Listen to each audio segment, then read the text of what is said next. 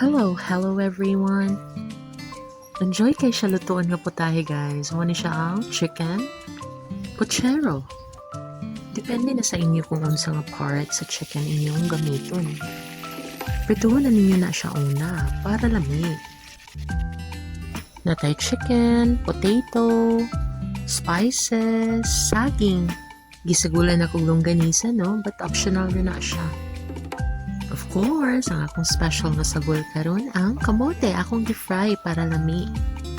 I-ready na tanan diha. Fried chicken, fried kamote, fried saging, fried longganisa, spices, pechay, baggy beans, and pork and beans.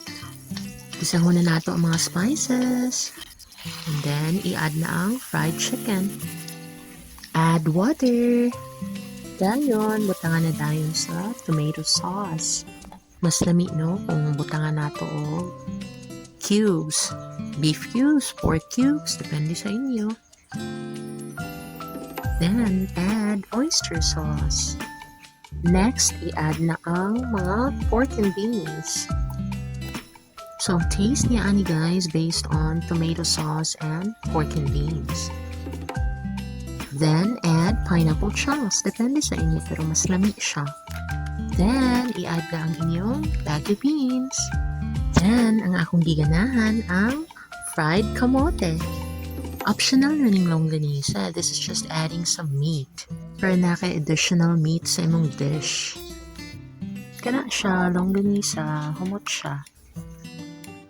After that, i-add na po ang saging. Then, of course, ang bell pepper para humot. Lastly, ang pechay, and it's done. You can now enjoy a delicious chicken puchero.